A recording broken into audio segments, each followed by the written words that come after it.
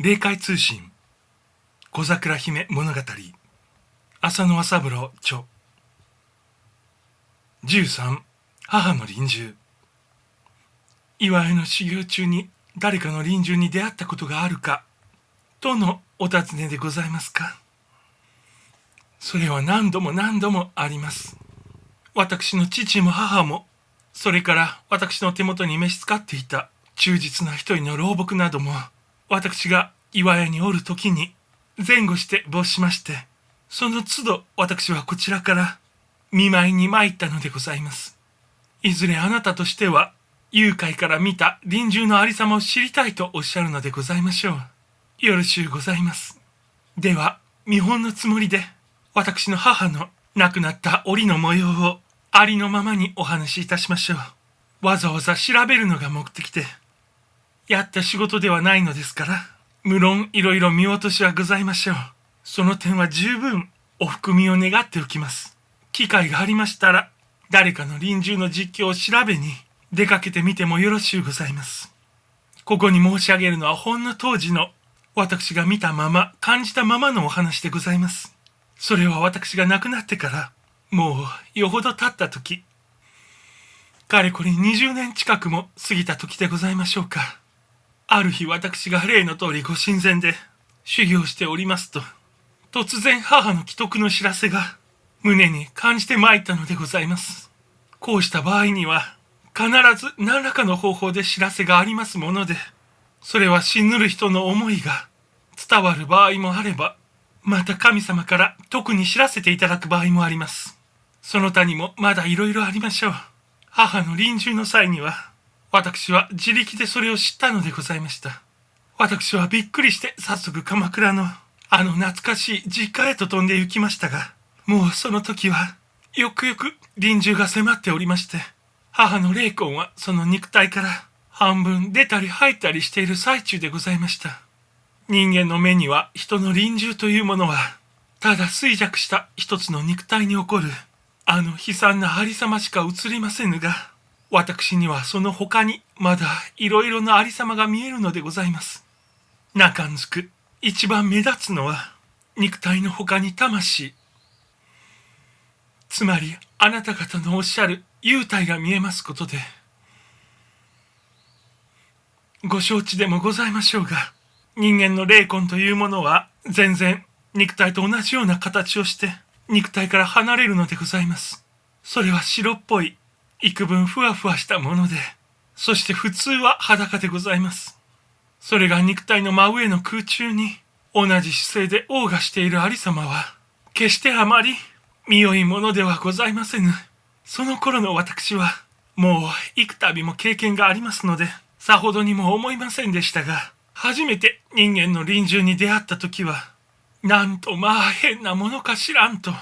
驚いてしまいました。もう一つおかしいのは、肉体と幽体との間に紐がついていることで、一番太いのが腹と腹とをつなぐ白い紐で、それはちょうど小指くらいの太さでございます。頭部の方にももう一本見えますが、それは通例前のよりもよほど細いようで、無論こうして紐でつながれているのはまだ絶足しきらない時で、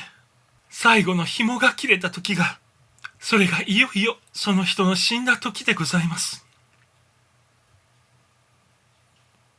前申す通り、私が母の枕辺に参りましたのはその紐が切れる少し前でございました。母はその頃もう70くらい。私が最後にお目にかかった時とは大変な相違で、見る影もなく追いさらぼいておりました。私はすぐ身元に近づいて、私でございますと申しましたが、人間同士で枕元で呼び交わすのとは違い、何やらそこに一重隔てがあるようで、果たしてこちらの思いが病床の母に通じたかどうかと不安に感じられました。もっともこれは地上の母について申し上げることで、肉体を捨ててしまってからの母の霊魂とは無論自由自在に通じたのでございます。母は起遊後間もなく意識を取り戻し、私とは幾度もあって、いろいろ腰方の物語にふけりました。母は死ぬる前に、父や私の夢を見たと言っておりましたが、もちろんそれはただの夢ではないのです。つまり私たちの思いが夢の形で、病床の母に通じたものでございましょう。それはとにかく、あの時私は母の断末魔の苦悶の様を見るに見かねて、